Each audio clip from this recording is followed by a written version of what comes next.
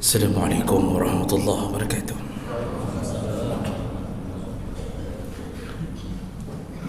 Alhamdulillahi rabbil alamin wa bi ni'matihi tatimmu as-salihat.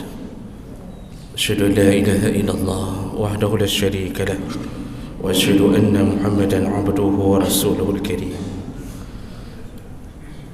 Allahumma salli wa sallim على نبينا وسيدنا المصطفى محمد وعلى آله وأصحابه أجمعين أما بعد رب اشرح لي صدري ويسر لي أمري واحلل عقدة من لساني يفقهوا قولي. Segala puji bagi Allah, kemudian salawat dan salam kepada Rasulullah, pada keluarga dan seluruh sahabat-sahabatnya. Bapak Ibu jemaah salat subuh yang Allah muliakan, insyaAllah, setelah selesai kita membahas dari satu pertemuan ke pertemuan berikutnya tentang jenis-jenis azab kubur dan amalan yang menyebabkan disiksa di alam kubur, dan terakhir kita sudah bahas amalan-amalan yang menyebabkan selamat dari siksa kubur. Mulai subuh hari kita akan masuk ke dalam serial pembahasan yang baru, yaitu tentang amalan-amalan atau golongan orang-orang yang didoakan oleh para malaikat.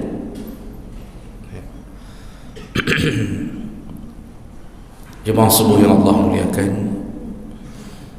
salah satu makhluk Allah yang tidak pernah ditolak doanya oleh Allah adalah malaikat. Kalau malaikat berdoa, dijamin selain Allah dengar, pasti Allah kabulkan.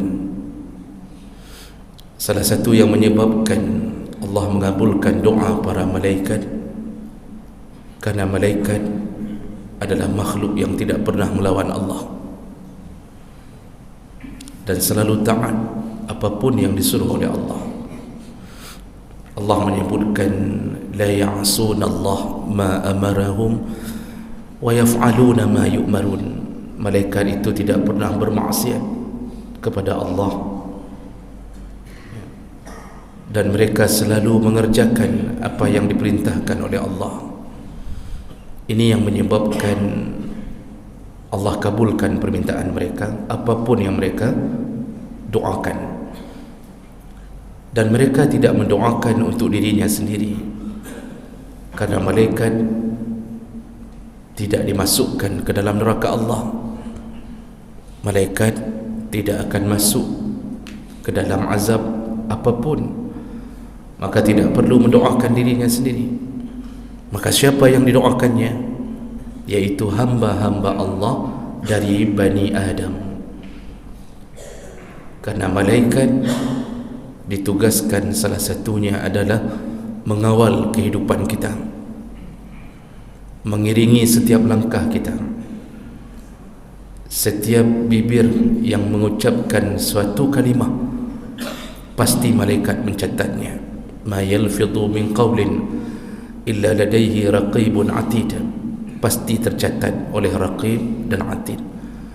Dan malaikat terus mendampingi hidup kita, sehari-hari kita, setiap detik di dalam pantauan malaikat, sampai akhirnya kita bertemu dengan malaikat maut, dan juga nanti kita akan bertemu dengan Munkar dan Nakir. Dan kita selanjutnya dibangkitkan di padang mahsyar di dalam awasan malaikat. Ketika masuk surga pun, malaikatlah yang menjadi dayang-dayangnya kita. Jadi kita ini masuk surga pun masih didampingi oleh malaikat.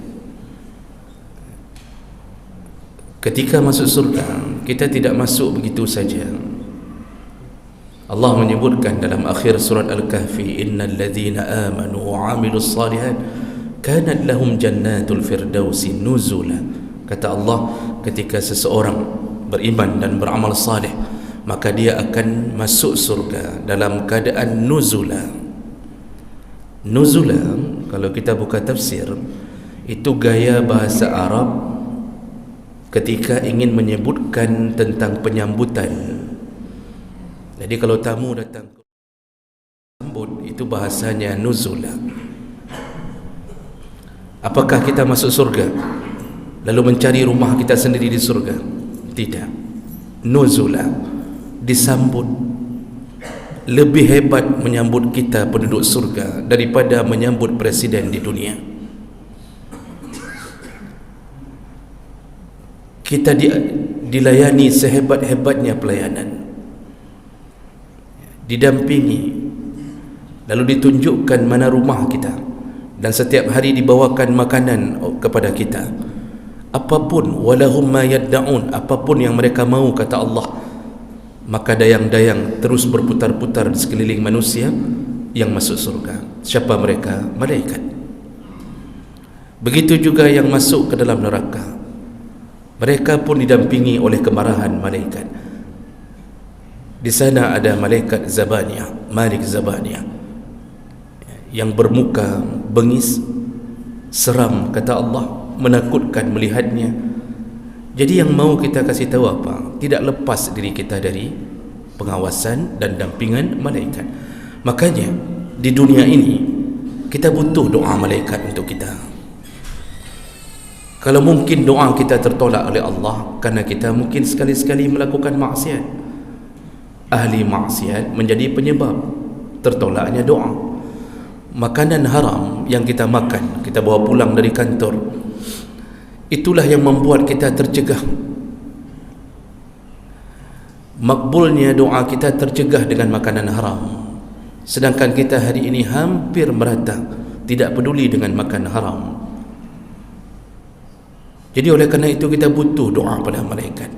Maka oleh kerana itu, Bapa dan Ibu yang Allah muliakan, untuk mengharapkan dan memohon-mohon agar malaikat mendoakan kita supaya Allah mengabulkan doa mereka, maka kita perlu tahu amalan apa saja, siapa saja yang akan mendapatkan doanya para malaikat. Dan ini panjang, bisa mencapai beberapa belas pertemuan ke depan, insya-Allah kita bahas satu persatu berdasarkan keterangan dari Allah dan Nabi sallallahu alaihi wasallam. Orang yang pertama yang didoakan oleh malaikat, dimohon ampun untuknya, yaitu orang-orang yang tidur dalam keadaan setelah bersuci. Orang-orang yang tidur setelah berwudu. Sederhana, hanya berwudu. Kadang-kadang ada amalan yang kita anggap remeh, tapi kita tidak pernah mampu melakukannya. Ketika kita mendengar amalan yang menyebabkan malaikat mendoakan kita, berwudu sebelum solat, sebelum tidur, lalu kita menganggap itu kan kecil sekali. Tapi Masya Allah, ada yang sudah puluhan tahun hidupnya tidak pernah mampu melaksanakan wudu sebelum tidur. Hari ini orang tua yang tidak terbiasa hidup di dalam rumahnya dengan amalan-amalan Nabi, maka dia teruskan generasi itu. Dia tidak pernah nasihati anaknya untuk berwuduk sebelum tidur. Biasanya pertanyaan yang akan dilontarkan kepada anaknya, "Nak, sudah kencing?" Jadi ketika anak mau tidur, pertanyaannya, "Nak, kali katoi?" Kalau belum pergi kencing. "Nak, sudah sikat gigi?" Nanti kalau tidak sikat gigi nanti akan begini, berkuman, macam-macam. Itu kita suruh. "Nak, sudah cuci kaki?" Itu pertanyaan orang tua kita yang paling banyak hari ini. Jarang sekali yang kadang-kadang bertanya, "Nak, sudah wudu?" Tidak ingatkah engkau bagaimana Rasulullah mengatakan begini dan begini? Ini kadang-kadang amalan kecil, tapi walaupun kecil, tapi kita tidak mampu melakukannya, kecuali mereka orang-orang yang faham. Makanya ilmu itu menuntun hidup.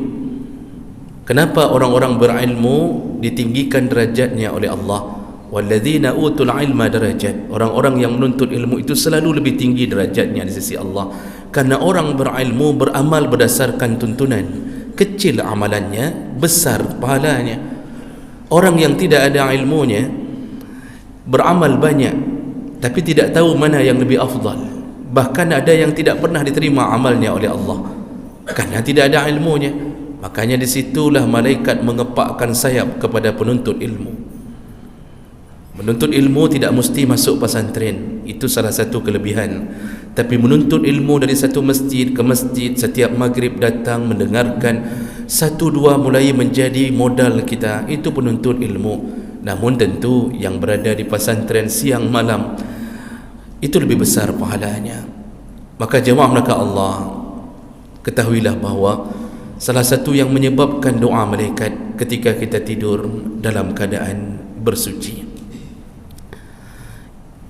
Aisyah radhiyallahu anha menyatakan, Rasulullah kalau sudah mau tidur, fatawadda wudu'ahu lis-salah, selalu beliau berwuduk dan wuduknya sempurna seperti wuduknya untuk salat. Lalu Rasulullah juga yang mengatakan sendiri, iza ataita madja'ak, kata Rasulullah, kalau engkau mendatangi pembaringanmu, artinya engkau mau tidur, fatawadda wudu'aka lis-salah, berwuduklah engkau seperti wudukmu untuk salat. Berwuduklah, kata Rasulullah. Jadi yang melakukannya Rasulullah, yang menyuruhnya Rasulullah. Sedangkan Allah telah merekomendasikan bahawa Rasulullah adalah satu di antara Nabi yang dijamin semua gaya hidupnya adalah suri tauladan untuk kita. Semua. Makanya ketika disebutkan sunnah, para ulama mendefinisikan sunnah Nabi, semua yang disandarkan pada Nabi, baik perkataan, perbuatan maupun persetujuan Nabi. Ada kalanya Nabi tidak berkata-kata, tapi amalnya harian dia lakukan, maka itu menjadi petunjuk bagi kita. Jemaah melaka Allah. Dan setelah hadis itu, ternyata ada hadis-hadis yang lain. Orang yang berwudu sebelum salat didoakan oleh para malaikat. Di antaranya dari Ibnu Abbas radhiyallahu anhu qala Rasulullah sallallahu alaihi wasallam, tahiru hadhihi al-ajsad taharakumullah fa innahu laysa min 'abdin yabitu tahiran illa bata ma'ahu min sya'arihi malak la yanqalibu sa'atan min al-lail illa qala Allahumma ighfir li 'abdika fa innahu bata tahiran. Rasulullah sallallahu alaihi wasallam menyebutkan, sucikanlah tubuhmu. Kalau orang mensucikan tubuhnya, maka Allah menyucikan jasadnya. Ini janji Nabi yang pertama. Siapa yang mensucikan tubuhnya, Allah sucikan jasadnya. Artinya tubuh ini dijaga oleh Allah. Makanya orang berwuduk itu, kalau dalam hadis-hadis tentang masalah wuduk, wuduk itu salah satu penyebab dibukanya 8 pintu surga kalau dia benar-benar berwuduk dengan baik, dan diakhiri dengan kalimat doa setelah wuduk. Jadi habis wuduk dengan baik, semua sunnah-sunnahnya dijaga 3 kali. Lalu ketika menyapu kepala, dia sapu seluruh kepalanya. Perlu kita ketahui Bapak Ibu yang Allah muliakan, dalam mazhab Syafi'i disebutkan minimal menyapu kepala 1 helai rambut kena sudah sah. Ketika menyapu kepala dalam wuduk, 1 helai rambut kena, itu sudah sah. Tetapi tolong baca kitab yang sempurna. Imam Syafi'i atau mazhab Syafi'i itu menyatakan minimal wuduk sah 1 lembar, 1 helai rambut. Tapi bukan disuruh dengan berwuduk model begitu. Itu ingin dikatakan minimal sahnya wuduk seseorang. Yang disuruh bagaimana? Buka seluruh kitab Syafi'i. Yang lebih baik, lebih afdal seluruh kepala. Kita hari ini aneh, begitu lihat ada orang berwuduk dengan seluruh kepala, langsung kita katakan sang nyo sesat, sang orangnya. Karena kita mungkin tidak diberitahukan keseluruhannya, difikir disuruh wuduk begini-begini, Pak. Dalam kitab-kitab Syafi'i bukan disuruh ini satu lembar atau 3 helai rambut, itu minimal sah. Yang sunnah yang lebih afdal bagaimana? Seluruh kepala berdasarkan hadis Nabi. Itu pilihan dari mazhab Syafi'i. Sayang orang hari ini kadang-kadang mengira yang berwuduk kepalanya kan mazhab danyo sang. Itu bukan orang kita kayaknya itu. Kayaknya anak buah senok ogronyo ini kayaknya ini. Masya Allah. Jemaah melaka Allah subhanahu. Rasulullah kalau berwuduk bagaimana? Dalam hadis Nabi, salah satu hadis Nabi disebutkan bahawa Rasulullah itu kalau berwuduk, setelah dia basahkan tangannya ketika menyapu kepala, ada satu hadis yang menyebutkan beliau tempelkan ibu jarinya di sini, lalu beliau alirkan tangannya ke belakang. Beliau alirkan ke belakang, baru sekali lagi ke depan. Jadi ke belakang sekali, kemudian ke depan. Dalam mazhab Malik wajib berdasarkan hadis ini. Mazhab Malik malah mengatakan tidak sah wuduk kalau tidak seluruh kepala. Jadi ini khilaf. Menyapu kepala itu seluruh atau boleh hanya setengah. Kalau dalam mazhab Hanafi rubu' ila nasiyah, iaitu sampai ke ubun-ubun. Jadi mazhab Hanafi begini sudah okey. Mazhab Syafi'i 1 helai rambut sah. Karena mazhab Syafi'i ketika mengartikan kalimat biru'usikum dalam ayat itu bi litab'id, iaitu bi untuk setengah. Jadi khilaf, itu ilmunya para ulama. Kalau Imam Malik memaknakan kalimat biru'usikum, bi itu bi lil ilsaq, bi untuk menempel, semua harus kena. Begitu khilafnya. Namun jemaah melaka Allah, orang-orang yang berwuduk lalu ditutup dengan doa setelah wuduk, doa setelah wuduk, dia berhenti sebentar, dia berdoa. Apa janji Nabi? Futihat lahu abwabul jannah as-samaniyah, dibuka untuknya 8 pintu surga. Nanti dia masuk ke surga suka-suka dari pintu mana, hanya karena bagus wuduk. Hanya karena bagus wuduk. Itu baru kelebihan pertama. Belum lagi Rasulullah mengatakan umatku nanti akan keluar cahaya ghurram muhajjalin, keluar cahaya dari seluruh anggota wuduknya. Jadi tanya oleh sahabat, ya Rasulullah, kalau kami sahabatmu engkau kenal, tapi bagaimana engkau mengenali umat setelahmu, setelah kepergianmu? Kan kita tidak dikenal wajah kita oleh Rasulullah. Bagaimana nanti di padang mahsyar engkau mengenalnya ya Rasulullah? Apa kata Rasulullah? Umatku mengeluarkan cahaya min asaril wudu, dari bekasan wuduknya. Seluruh anggota wuduk bercahaya.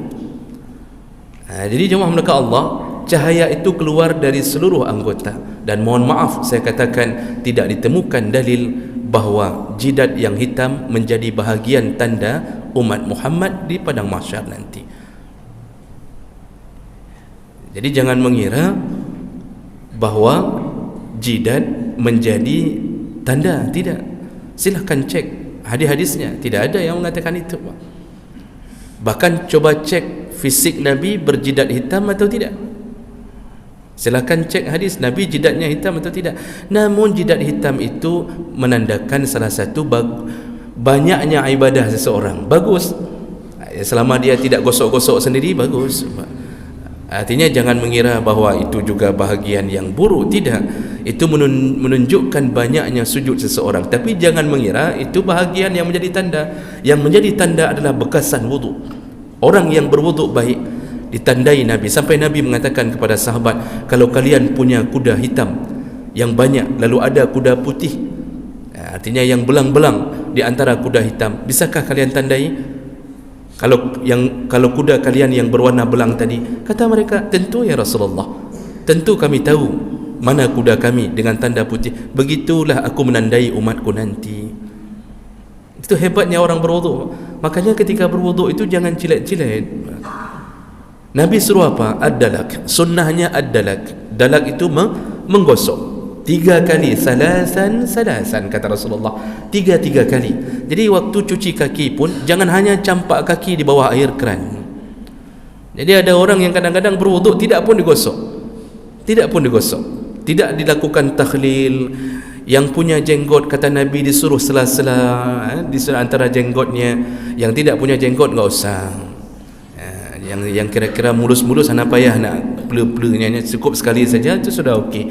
Lalu kemudian disuruh ad-dalak, disuruh gosok-gosok salasan, tiga kali, itu perbuatan Nabi. Kecuali yang ada khilaf waktu cuci, waktu basuh kepala, itu khilaf. Menurut Imam Malik cuma sekali saja. Mazhab Syafi'i baik kepala ataupun anggota tubuh yang lain salasan, 3 kali. Itu hebatnya orang berwuduk. Jadi lakukanlah dengan baik, sabar ketika wuduk itu, sabar. Jangan dibisikkan syaitan, bagah bacun, udah itu saja cukup, pergi terus ke dalam. Jangan begitu, Pak, sabar. Tapi jangan buang-buang air. Jangan, keran sudah hidup, kita masih melipat lengan baju kita. Keran sudah hidup, kita baru lipat baju celana kita. Jangan begitu. Jangan hidupkan dulu keran kalau belum mulai. Maka banyak masjid kadang-kadang terbuang airnya gara-gara jamaah tidak taat pada perintah Allah dan Nabi. Nah, kelebihan orang berwuduk berikutnya kata Rasulullah, fa innahu laisa min 'abdin yabitu tahiran. Kalau ada seseorang tidur dalam keadaan berwuduk, illa bata ma'ahu fi syi'arihi malak, maka malaikat tidur mendampinginya. Malaikat bersama kita. Maka manfaat berwuduk waktu sebelum tidur salah satunya malaikat mendampingi kita. Kalau malaikat sudah di samping kita, mungkinkah syaitan berani menghadang kita? Pak Ibu, waktu kita baca ayat kursi, kita baca doa, Allah turunkan pasukannya yang bernama malaikat menjaga tidur kita. Maka tidak akan tembus oleh syaitan. Syaitan paling takut kalau melihat malaikat. Sihir, ketika malaikat berada di samping kita hanya dengan berwuduk sebelum tidur, tembuskah sihir? Tidak. Sihir dijalankan di malam hari. Dalam surat Al-Falaq, permainan sihir yaitu ketika malam hari. Ketika kita disihir oleh orang, apakah karena hasad terhadap kita, ketika kita berwuduk sebelum tidur, salah satunya dijaga oleh malaikat. Malaikat menepis semua kemungkaran itu dengan izin Allah. Kemudian Rasulullah menyambung, la yanqalibu sa'atan minal lail, ketika dia membalikkan badannya ketika tidur, dia balik ke kanan, dia balik ke kiri, setiap kali dia balik, malaikat mendoakannya, Allahumma ighfir li 'abdika, ya Allah ampunkanlah hambamu ini, fa innahu bata tahiran, karena dia telah tidur dalam keadaan bersuci. Jemaah mereka Allah, lihatlah bagaimana kelebihan orang yang berwuduk sebelum tidur. Nah, kemudian timbul pertanyaan dalam pengajian ibu-ibu, dalam pengajian bapa-bapa ada juga, tapi jarang bertanya yang model begini. Ibu-ibu nanya, kami ustaz yang sudah berwuduk lalu dipegang lagi oleh suami kami, apakah kami harus berwuduk lagi? Begitu pertanyaannya, Pak. Karena pemahaman yang kita tahu selama ini, salah satu yang menyebabkan batalnya wuduk bersentuhan dengan perempuan dalam mazhab Syafi'i. Kalau dalam mazhab Hambali, kalau diiringi syahwat baru batal.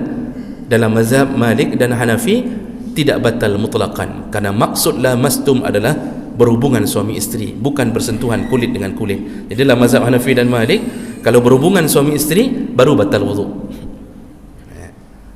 Nah, sekarang orang berwuduk sebelum tidur, apakah gara-gara wuduk kemudian ketika suami ingin menyentuh isteri, lalu isteri mengatakan, biar coba-coba amat ni, jangan coba-coba pegang, saya sudah ada wuduk. 3 malam dibuat seperti begini, insya Allah isteri itu terakhir tinggal di rumah itu. Ya, langsung isteri tinggal apa ya. Apakah begitu? Nah, para ulama mensyarah, wuduk untuk tidur berbeda wuduk untuk salat. Wuduk untuk salat yang tidak boleh bersentuhan karena hubungannya dengan kesucian salat tadi. Itu yang dibicarakan dalam kitab tentang batal, tidak batal, bersentuhan dengan perempuan. Masalah wuduk dalam tidur, ketika mau tidur, itu yang penting lakukan saja wuduk, sudah dicatat pahala dan sudah datang malaikat. Batal tidak penting. Tidak penting, yang penting sudah wuduk. Makanya jangan sampai tidak boleh disentuh. Tidak mengapa bersentuhan. Malah kalau kita baca adab-adab tidur, tidurnya suami isteri itu paling bagus memang berdekatan. Jadi jangan sampai karena suami isteri hanya belajar tentang wuduk, tidak boleh tersentuh setelah wuduk, yang satu menghadap ke kanan, yang satu menghadap ke kiri. Ini hanya kenang-kenang, ada yang pakai triplek di tengah apa. Ini hanya betul. Jadi wuduk saja, masalah disentuh oleh suami, maka dia dapat pahala 2 kali. Pahala wuduk dijaga malaikat, dan pahala menyerahkan dirinya, ketaatannya pada suami. Malah kalau enggak mau serahkan ketaatan pada suami, menyebabkan laknat malaikat. Jadi malaikat yang datang malah melaknat, bukan mendoakan. Masya Allah. Makanya orang yang berwuduk saja diminta ampun oleh malaikat. Ya Allah, ampunkan orang ini ya Allah. Sampai kapan Pak? Sampai dia bangun di waktu subuhnya. Sepanjang malam malaikat mendoakannya. Kita ini kalau sudah tidur, selemah-lemahnya kita ini kalau sudah tidur Pak, tidak ada daya, tidak ada upaya. Kadang-kadang diserang sana sini. Suami yang sakit hati ke isteri, kadang-kadang membunuh isteri di waktu tidur. Isteri pun begitu, yang sakit hati ke suami, suami kadang-kadang kahwin 2 tidak kasih tahu. Lalu dilakukanlah aniaya ketika suami tidur. Tidur itu paling lemah keadaan. Maka di saat kita paling lemah, satu-satunya yang bisa menjaga kita yaitu yang tidak pernah tidur. Di saat semua backing yang kita andalkan hanya bisa hidup, hanya bisa menjaga ketika mereka tidak tidur. Backing kita siapa Pak?